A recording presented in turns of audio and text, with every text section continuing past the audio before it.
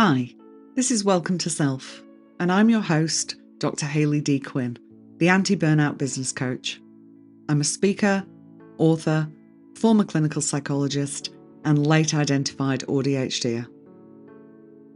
Welcome to Self is a podcast for business owners like you who want success, but not at the cost of your well-being. This is about transforming self and transforming business. I'll be here to remind you that you're human first, and as well as being a business owner, you have different roles in your life that need your attention. And to manage those well, you need to take care of yourself in the best way possible. Here you'll learn about practices that'll help you navigate not just your business, but your non-work life as well. And you'll realise that you're not alone in the ways you struggle. You'll have your curiosity piqued on various topics as I chat with wonderful guests and bring you solo bite-sized episodes. I'm here for service-based business owners and entrepreneurs like you to help you increase your self-care and compassion, change your relationship with yourself and your business, and elevate your business to a new level so you can live the full and meaningful life you desire. This is a place of nourishment, growth, and helpful information. A place where you can learn ways to assist you and your business to thrive. We'll talk all things mindset, strategy, and well-being, and I'm so excited you're here. If you haven't already, go and hit subscribe so you don't miss an episode. So let's get started. Hi, and welcome back to another episode. This one's going to be a little bit different. I've got Emily Wilkinson back. Emily is a psychologist, an award-winning poet, and founder of Flourishing Space. And she came on a little while ago and interviewed me about my burnout story. And I've got her back here again today to interview me again. So I think you're going to really like the episode. Emily is a great interviewer, and I should perhaps consider her as a co-host one day. Anyway, let's get started with the episode. Thank you, Emily, so much for coming back on and for doing this episode with me. I really appreciate it. Thanks, Hayley. That's an absolute pleasure. So we're going to be talking a bit more about your book today, which is really exciting. As you know, I've actually been reading the book for a second time, which has been so lovely and been uncovering all sorts of extra parts that I hadn't maybe picked up on as strongly the first time. So I'm sure I'm not alone in that. I guess maybe going back to the beginning a little bit, what first prompted you to write the book? Well, I was actually writing a different book at the time. 4 years ago, I'd started writing a book on self-care for therapists, and it just didn't feel like the right book. I'd been talking to a publisher. They kind of wanted a slightly different book. So what I did is I put things down and didn't touch it. And then January at the start of last year, I thought to myself, well, I can write a book on self-care for business owners. So I started writing that, and I was about 10,000 words in. And the title of the book that I did end up writing just kept coming to me and wouldn't leave me alone. I just kept hearing this from self-neglect to self-compassion. So I mentioned it to 3 different people, and each of them, when I told them about the title, said, oh my gosh, that's given me goosebumps. So I figured that that was perhaps the book I was supposed to write. So I got on and wrote it. Wow, incredible. Almost like you were being guided to write this book. Yeah, it felt like the book chose me. Absolutely. Wow. So that's pretty record time, I imagine, for writing a book. Yeah, Sounds like it was quite quick, like relatively. yeah, I started writing it mid-March, and I got the first draft to my publisher end of July. And then after that, I ended up adding 20,000 more words. I didn't actually realize that I'd done that. But I think as I was reading through it, I was like, oh, actually, I just want to expand on that, or I want to add this little bit in. So I think we pretty much were at the sort of final getting things ready for print sort of time around the sort of September, October, and we went to pre-orders in November. Oof, just wow. Wow. Were you surprised by that? Yeah, I was, because I'd done myself like an Excel spreadsheet to try and keep a track of word count. And when I looked back on it, I didn't have like a process. Some people sort of say, you need a process. You should sit and write every day. That wasn't my process. I wrote when I wrote. and sometimes I didn't write for maybe a week. But when I look back, I actually wrote the book in 16 sittings. So I was pretty surprised by that. Wow. How did it feel at the time when you were actually writing? I just felt like I was in flow a lot Mm. of the time. I'd start writing, and then before I knew it, I'd been writing for a few hours and there was lots of content there. So it's been a really, really lovely process. A lot of people, I'd heard sort of people say, by the time you finish writing a book, you don't want anything to do with the book, you're sick of the book. And that's just not been the experience for me, which I'm very grateful for. Yeah, wow. And it's interesting, yeah, using that word flow, because I feel like the voice in the book does flow so beautifully. And I wonder if that's partly because of that process and the way it just, yeah, flowed from you. And I feel like it sounds, when I'm reading it, I can almost hear you saying it out loud to me. Yeah, I've had a few people say that. Mm. Either people who know me personally or people who've listened to my podcast say it's like having me sitting there with you, kind of reading the book, Mm. which Yeah. is lovely. And there will be an audio book coming, so that should be out in a few weeks. So that's exciting as well. Oh, fantastic. That's really great. So thinking about that, were there any chapters that felt, I don't know, easier or more difficult to write than the others? I think probably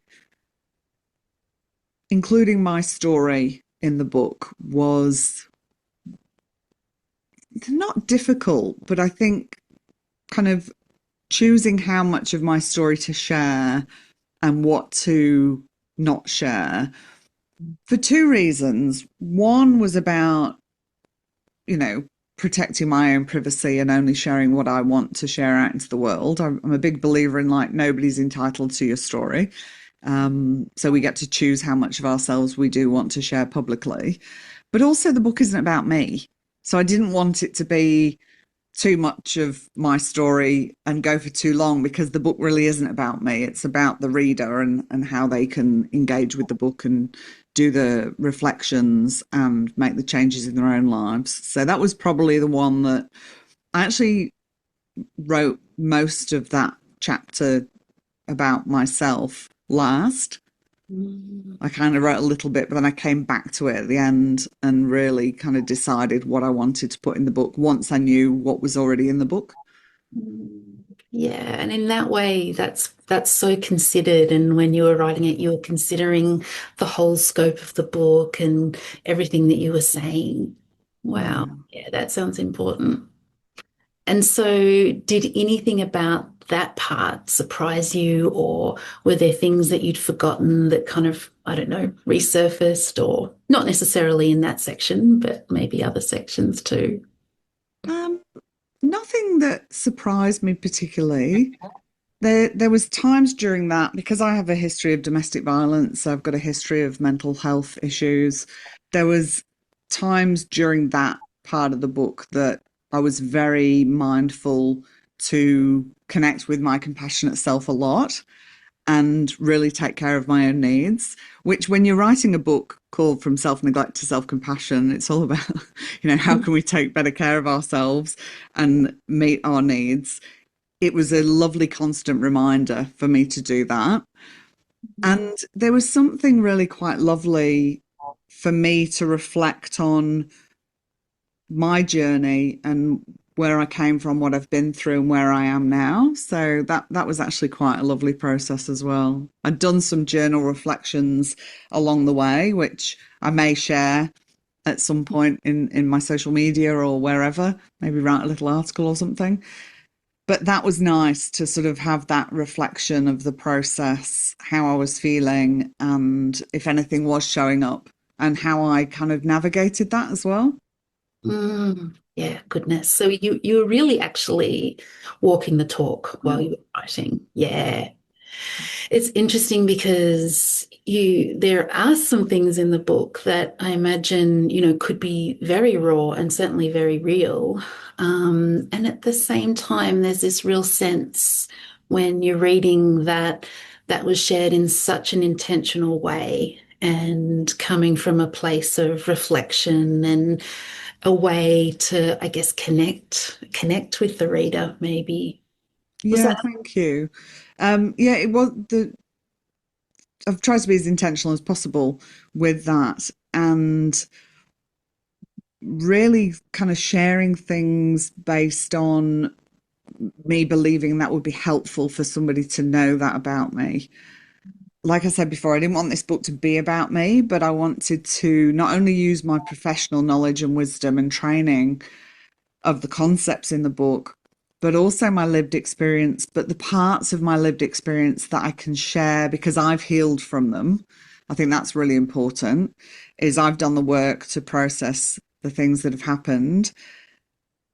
And I chose them because I believed that there will be other people who would read that and see themselves in it. And one, hopefully feel some validation from that and some understanding and feel seen, but also to offer hope that things can be different for people as well. That's always been a big one for me, is like if I can offer some hope and perhaps some inspiration to somebody that no matter where they are right now, things can change, then that Mhm. felt important to me as well. Yeah, beautiful. And I guess too, just the way that people do really connect with the human who's Mm. writing. So yeah, that definitely came through. Did you notice when you were, I guess, talking about your younger self, did you get a sense of your future self and what I know you do talk about your future self from time to time? Did you get a sense of what your future self might say while you were writing? Well, my future, I felt like I was connected to both past versions of me and future versions of me.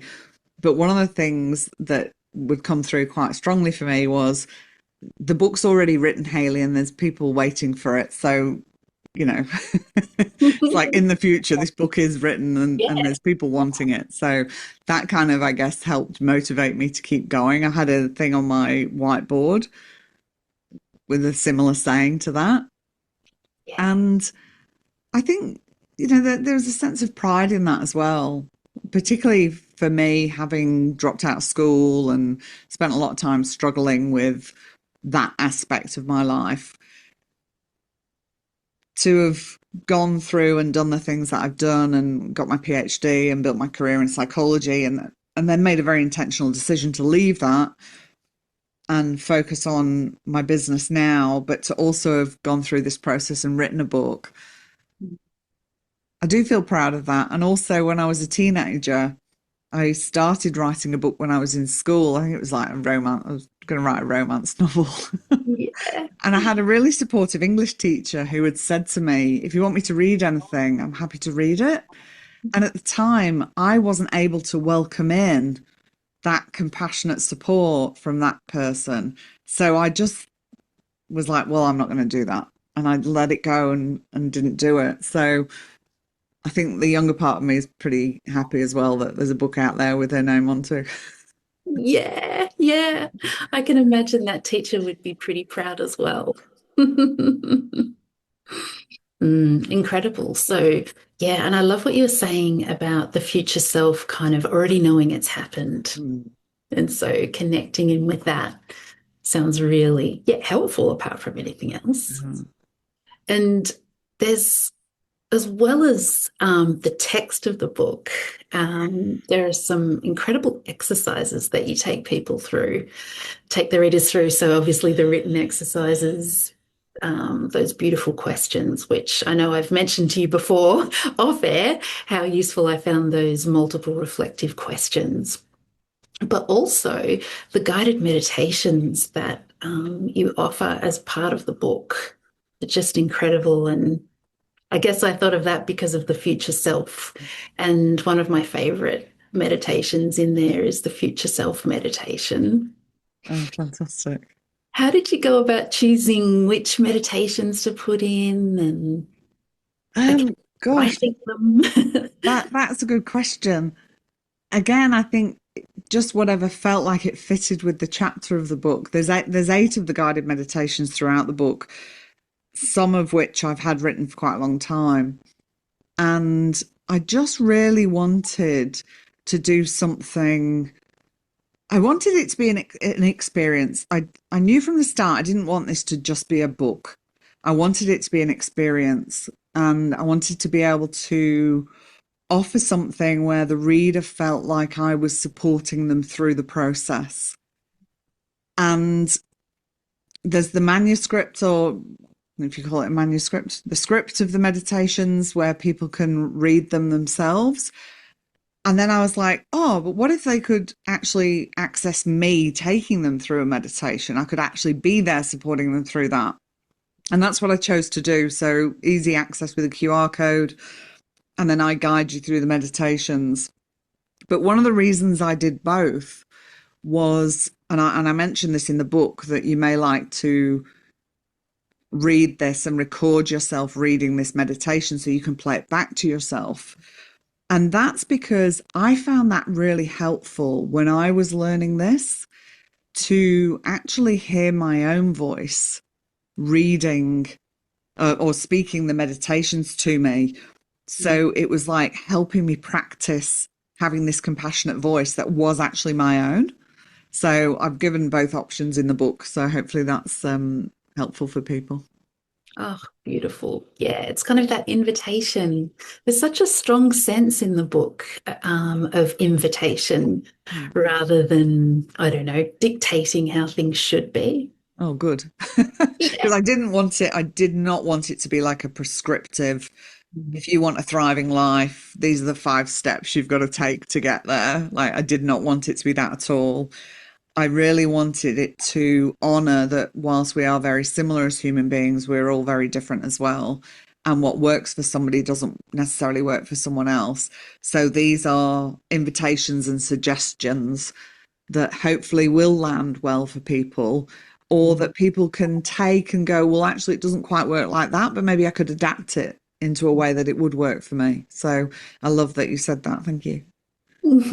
Yeah, it's like, I don't know, maybe it's not quite like a choose your own adventure, but it's almost like a choose your own adventure vibe in the sense that you're taking the reader through such a journey of transformation, and along the way there are so many opportunities that they can choose to pick up on or not. Yeah.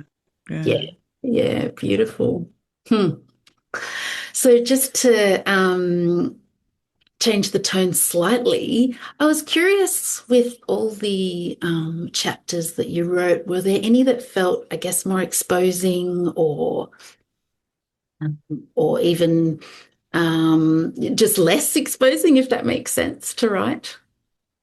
Um, I think, well, I did the bit about me at the start, but then I kind of sprinkle little bits of aspects of my life, or maybe an experience I've had, or something that I do in my life that is either helpful or unhelpful.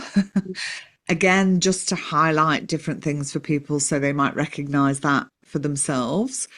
So it didn't feel exposing, but I guess being asked that question, it's like, well, I suppose there are kind of bits of me throughout the book. So there is a level of vulnerability there, but Mm. I really feel okay with it. I really do feel okay with it, which isn't something I would have been able to say many years ago. I would have very much kept myself hidden and not wanting people to see any flaws or imperfections in me.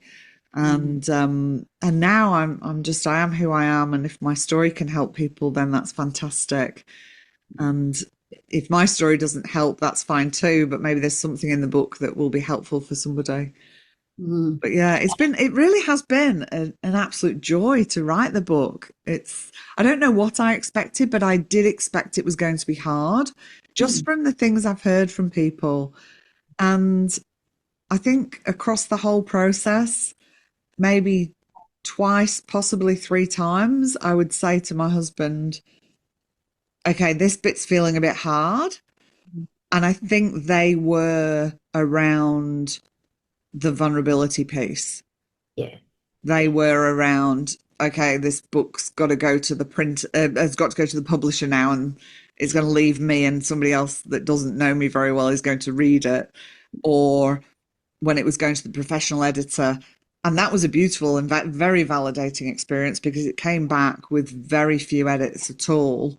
I think it was like, let's shorten a few of the sentences, and there's some blend of Australian and American spelling we need to be consistent with. But generally, the content of the book was pretty much like highly complimented. And that felt very validating for me as a writer. Mm. Um, Yeah, that's huge. because I love writing, and I do believe I'm a good writer. But then to hear it from a professional editor, I was like, oh, that's actually really cool. Now I'm really enjoying writing this book. Not that I need the external validation, but let's face it, we do all like it sometimes. Well, absolutely. Totally human. Yeah. And I know this is your debut book, but also not your first kind of writing experience. So did you have the sense that that helped as well, that you knew writing was something you liked and something you'd done before? Yeah. Yeah. I don't think I would have embarked on a book if I wasn't somebody that enjoyed writing. Yeah. I was excited to write it. I write regularly for a magazine, and I enjoy that. Mm. Um, so yeah, I think there was some kind of knowledge in me that you can do this. Mm. Yeah. Yeah. Yeah, absolutely. So thinking about the actual practice of self-compassion, when you're working with people, what have you noticed tends to shift first when they start practicing compassion, including self-compassion? Well, that's a good question. What shifts first? And again, I don't know there's a kind of generic answer to some of these because people are different. But what I do notice is often people will can feel quite confronted by how critical they're being of themselves, or even if they don't have a particularly harsh critic, it can be how much they're not paying attention to themselves or recognizing their own needs and actually meeting those needs. Mm. And then that leads to them being more connected to themselves, being more curious about what it is they might want, and then perhaps, making a bit more time for themselves or starting to say no to things that they don't want to do, where they've been so used to defaulting to yes. Mm. Yeah. That in itself is huge, hey? Yeah. Mm. Wow. Okay. And on that note, what would you say is one of the biggest misconceptions that people have about self-compassion or about compassion? I think one of the biggest misconceptions is that people think compassion is some kind of soft, fluffy thing, Mm. that if you start being compassionate to yourself, you're going to lose your edge. You're not going to get done the things you might want to get done. Um, Perhaps if you're overly compassionate to other people, they might take advantage of you and things like that. What I think it's really important to understand is that courage is at the heart of compassion. There's not a lot that's soft about compassion. I mean, obviously, there's kindness is an aspect of this. People can think it's just about being kind, Mm. but it really is about courage and strength and wisdom. And I think it's one of the strongest and bravest acts that you can take in your life, Mm. both for yourself and for other people. Yeah. And I think we really do underestimate the power of compassion. Mm. And I think we live in a world where we don't have to look far to realize that if there was more compassion in the world, things would be a lot better for many, many people. Mm. Yeah, absolutely. This book could have quite the ripple effect. I'm sure it already is. I would love that. I got very excited. I don't know if the person listens to the podcast, but I got very excited. Somebody had posted on Facebook about my book, and the woman commented and said that it had just arrived in India. So if you are listening, and I have reached out and messaged, but that absolutely made my day because Mm. I kind of knew that it would end up in the UK because I've got family and friends in the UK, and you kind of expect that family and friends are going to support you. Yeah, And I knew exactly. it was going to be in America because I had sent and some of the advanced readers were in America, and I knew there was people who bought it in America. But to hear that it's in India, that just blew my Yeah. mind. I was like, that's amazing. Wow. It'll be Yeah. being translated before you know it. That would be awesome. And if anybody is listening and you're from somewhere outside of Australia, I'd absolutely love to hear where you're reading it. So please do feel free to reach out, send me a message and let me know. Oh, yeah, absolutely. Have you had many people reaching out or, I don't know, writing reviews or letting you know their response to the Yeah, book? I think it's up to last time I checked, I think there was 15 reviews on Goodreads, Mm, a few on Amazon.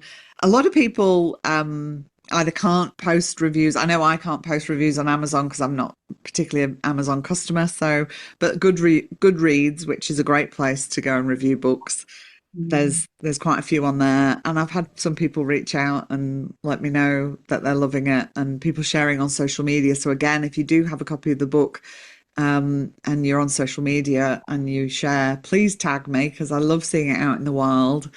And if you send me a DM, I am not an automated bot in there. I am me, so you will get a reply from me.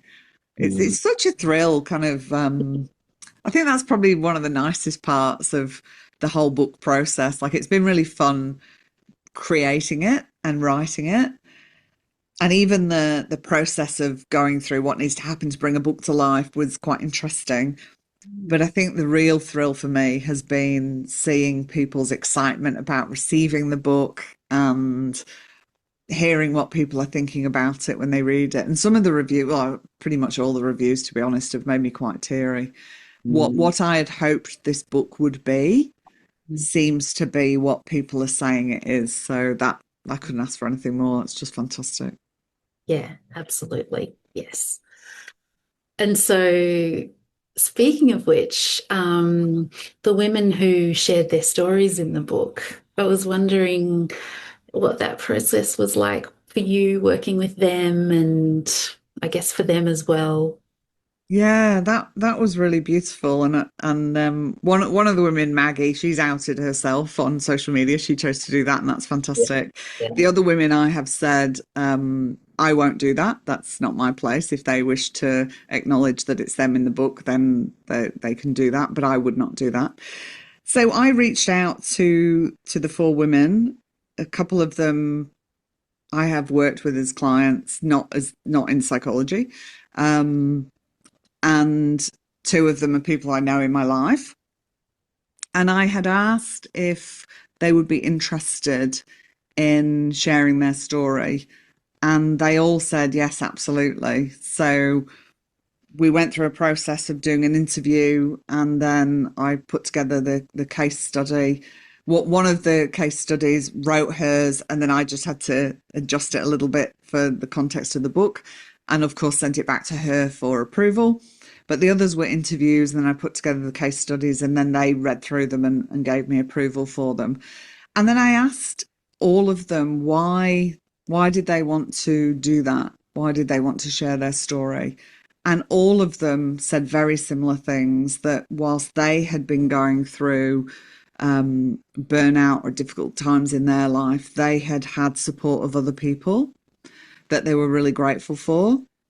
Mm, And they wanted to share their stories in the hope that that would help somebody else in the world who mm. might be going through something difficult. So, such beautiful compassion. Yeah. One, for themselves being able to receive the compassion to get the help and support they needed, Mm, their openness, their vulnerability, and their courage to put their story in the book, but also the beautiful compassion flowing out because the reason they wanted their story in the book was to help other people and to help alleviate suffering. So it's yeah, I was just thrilled. I think that yeah. their stories, they made me teary when I was reading. You read your book a lot when you when you finish writing it, you read your book a lot.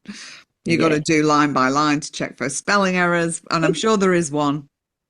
I'm sure there will I be. didn't see any. Lots of eyes on the book. There's probably going to be an error, and that's fine because it's not about perfection, right? Mm, But when I was reading back the book, yeah, reading those stories just had me tear up every time. mm, wow.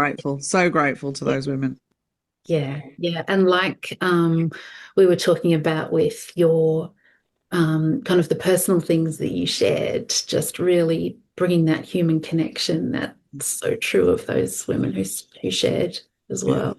yeah. Yeah. Huh. Would you say, is there any kind of advice you'd want to give to someone who was wanting to write a book? Anything that you might, want them to know about the process or, Wow, what would I want them to know? Um, it's a bit like I did a PhD, and I was talking to somebody the other day about a PhD, and one of the things I said to them is find a topic you're passionate about because you're going to be immersed in it, whether it takes you no time at all to write or lots of time to write. You're going to be immersed in it, and then of course, when the writing ends, the you need to get the book out into the world, so the connection with your book is ongoing for a long time. So I think do something, connect with something that you're passionate about. Have people around you that are supportive of that, Mhm. because like anything, when you're doing an endeavor like that, it can be quite lonely. So I think having good people around you to support you. And also, I initially got very caught up in, oh, well, if you're going to be an author of a book, you have to follow this structure and you have to mind map it like this. And then you have to do that. And then you have to sit down every day for at least, 30 minutes and write X number of words. And very, very quickly, I got to the point where I was like, well, yeah, that's just not how I work. So that's not going to work for me. So I think remember you can do it your way. Now, obviously, that's going to be different. I did hybrid publishing. If you go with a traditional publisher, then obviously the restrictions and limitations are going to be more. If you completely self publish, you can do absolutely whatever you want. So my main thing would be pick a pathway that suits you and do it your way, you Wow. know, Yeah. and seek support from others because I didn't know a lot of the stuff about the actual book publishing process, and I also didn't want to learn all that. So I sought advice and support from the Kind Press, who were great, Mm. and that helped me not have to get too caught up in the weeds of what do you have to do to get in registered with the National Library and things like that. It's like I don't know. Absolutely. Absolutely. So drawing on that expertise and support. Yeah. Wow. So many words of wisdom in there. Mm.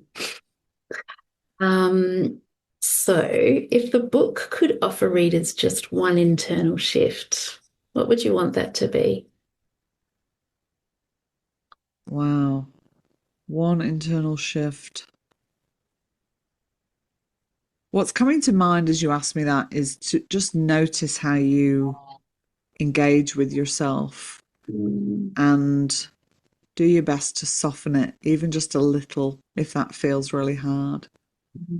Because I think for me, going from having a very, very toxic, very hostile relationship with myself to one now that my default is compassion, Mm. it's just so much nicer to be with myself.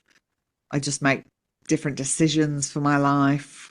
Um, it just feels easier to be here. Mm. So I think that would probably be the main thing is for people to also acknowledge that they really matter. Your Mm. needs matter just as much as somebody else's. So don't neglect yourself. Hmm.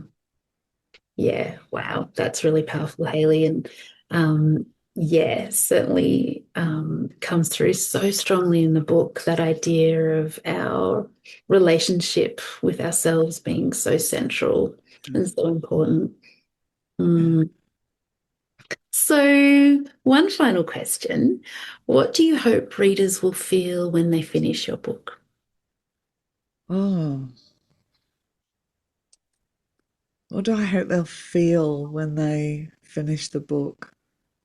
Hopeful comes to mind. Mm.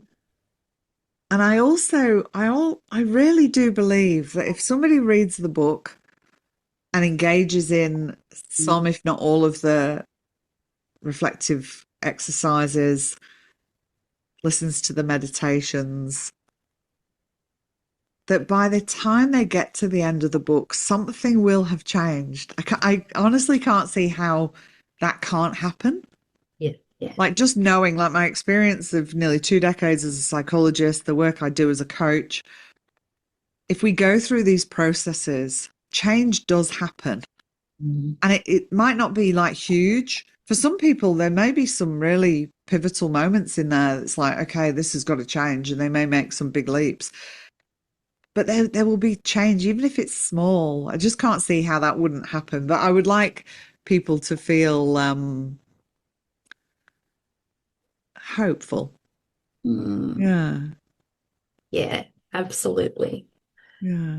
Beautiful, Hayley. Such a delight hearing about, your thoughts on the book and the process and all of those things. Thanks for having me on today. Thank you so much for coming back. You're such a beautiful interviewer. I have no doubt you'll be back on again. And thank you for tuning in. I hope you've enjoyed this little sneak behind the scenes of the book writing and process. And I look forward to bringing you another episode next week. If you have read the book, ratings and reviews really do help with getting the old algorithms working in your favor, as do they for the podcast as well. So as always, really appreciate if you would take a moment to do a review. And thank you for tuning in. And we'll see you again next week. Go well and go gently with yourselves. Bye. Thanks for sharing this time with me today.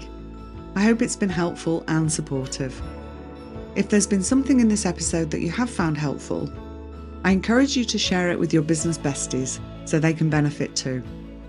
Shares, ratings and reviews really help to increase awareness and reach of the podcast, meaning more people can benefit from the information. I really appreciate you taking the time. If you'd like to know about the ways we can work together, check out my website at drhayleydquinn.com. I'll pop the link in the show notes, and you can also join my mailing list from there and be kept up to date with all that is happening. I do need to say, because legal stuff, this podcast is solely for the purpose of education and entertainment. This podcast is not intended as a substitute for individual advice or advice of health professionals or other qualified professionals. Okay, now we've got that formal stuff out of the way. I love hearing from listeners, so don't be shy. Reach out and let me know your thoughts on the episode or what else you'd like to hear about. I wish you well in your relationship with yourself and your business, and may you go well and go gently. And remember, if you thrive, your business will too.